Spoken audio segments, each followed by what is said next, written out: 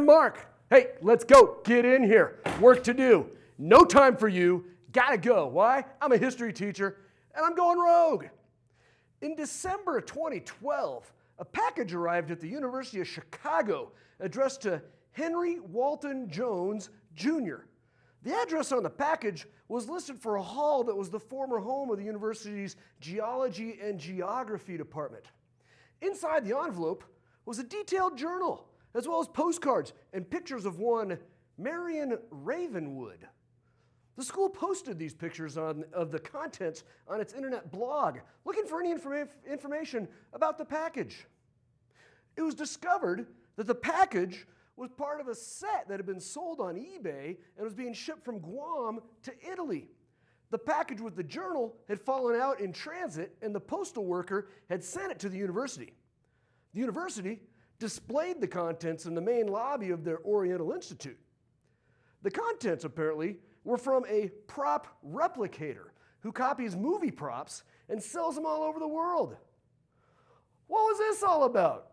On June 12, 1981, Stephen Spielberg followed up the blockbuster movie Star Wars with the release of Raiders of the Lost Ark, borrowing Harrison Ford to play the role of the intrepid archaeologist Indiana Jones. That very weekend, the movie grossed $8 million. During the summer season, the movie earned $384 million and was, by far, the highest-grossing film of 1981.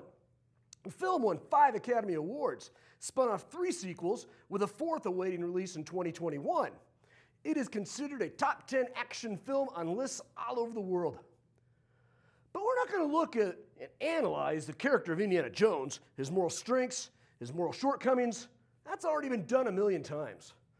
Let's consider something of greater value, the prize for which he was racing against the Nazis, the Ark of the Covenant. Let's go rogue. A few years before World War I started, Henry Jones and Marcus Brody, head of the archaeology department at the University of Chicago, were met by 2 Army intelligence officers who tell them about a cryptic communique sent to Berlin from Cairo.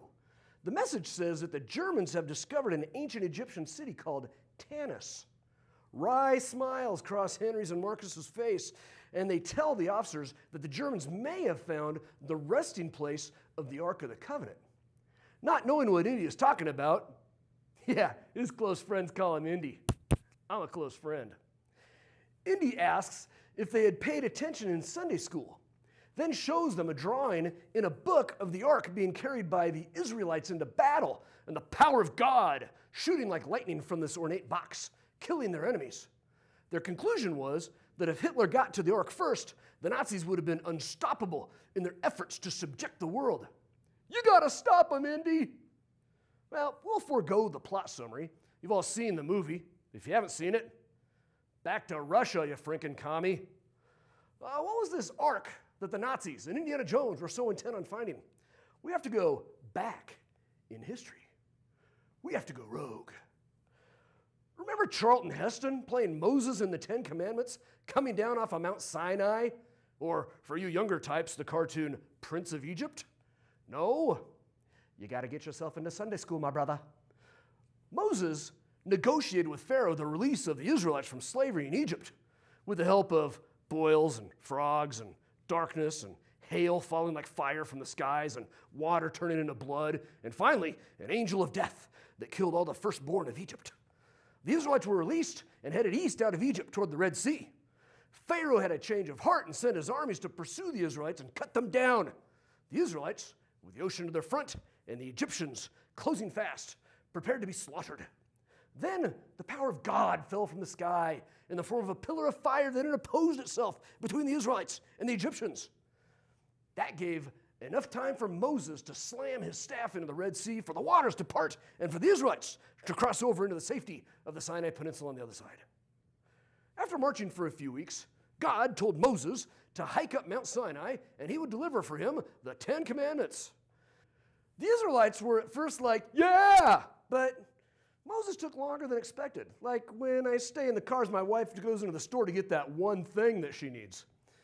As they were waiting for Moses, the Israelites decided that they wanted a god, small g, like everyone else, and crafted a golden calf. Moses showed up with the 10 Commandments.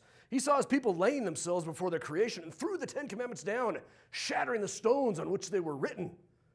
God was ticked. The ringleaders of the religious coup were killed, and Moses had to hike back up the Mount Sinai to get another copy of the 10 Commandments. God had the Israelites create an ark to carry the 10 Commandments in. On the cap of the ark were fashioned the images of two angels facing each other with their wings extended. Between the angels, the presence of God, what the Israelites called the Shekinah glory, would be present.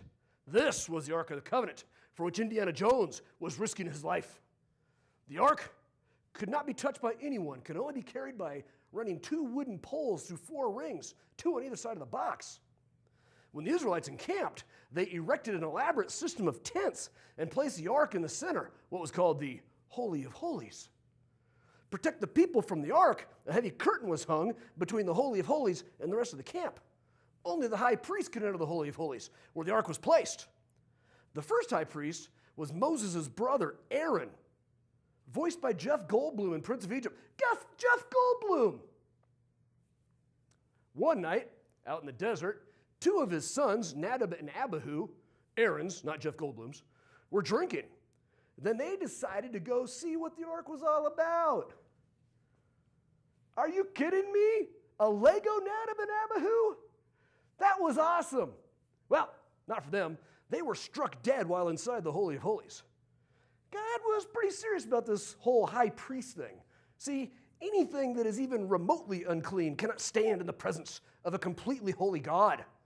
The high priest was required to purify himself in a ceremonial bath before even entering the Holy of Holies and approaching the Ark of the Covenant.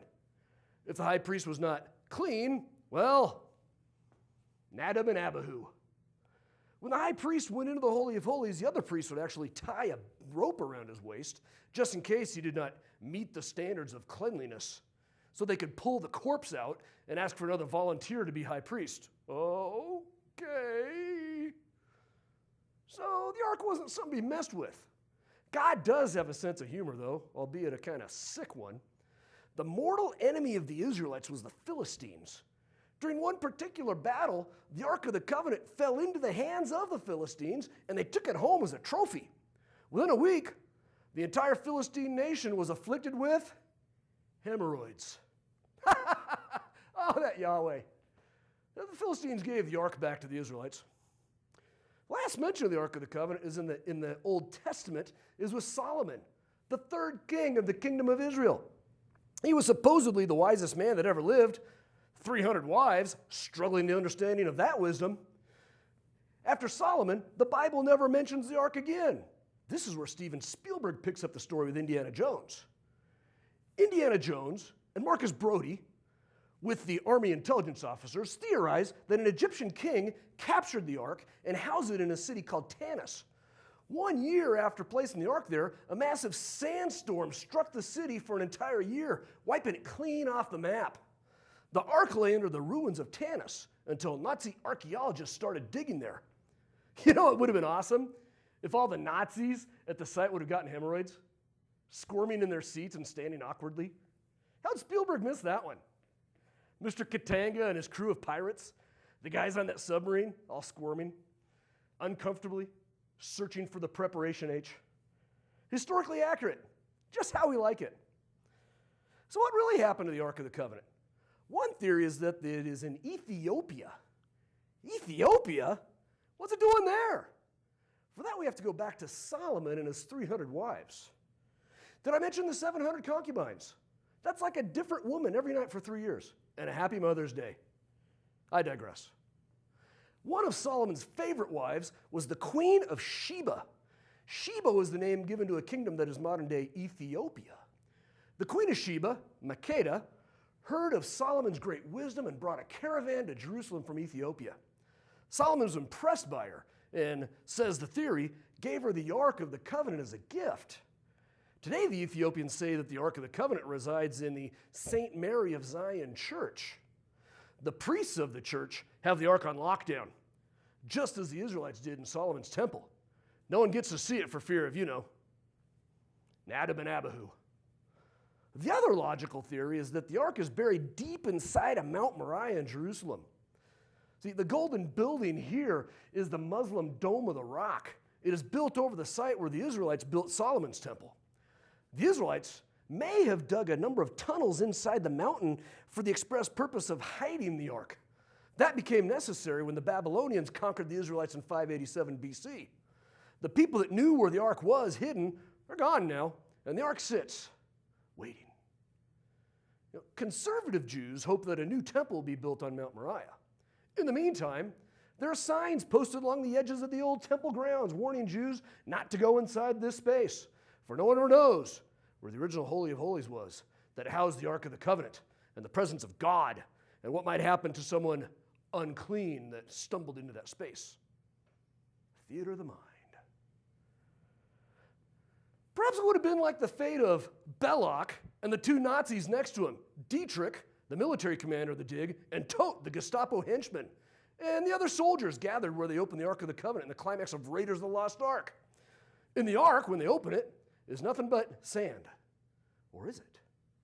Soon, angels appear flying out of the chests, but they turn from beautiful to skeletal. Beams of energy shoot from the Ark, killing all the Nazi soldiers gathered. The Ark saves the best for the last. As Dietrich's face shrivels up, Todt's face melts, and Belloc's head explodes. Jones and Marion Ravenwood survive. A little preparation H will go a long way to recovering from that brush with the Ark. Of course, at the end of the movie, the Ark is boxed up and stored in a huge U.S. Army warehouse among millions of other boxes, perhaps never to be discovered again. So there you go. Hey, thanks for stopping by and listening to me wax poetic about Raiders of the Lost Ark, one of my favorite flicks. I hope you had fun, and I hope you learned something. If I did it right, you did both.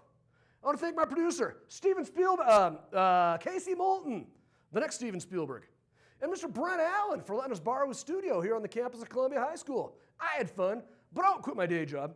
And if you run into a golden box with angels in the top and your face suddenly shrivels up or melts or your head explodes, or you get that little itch that in your nether regions, remember me.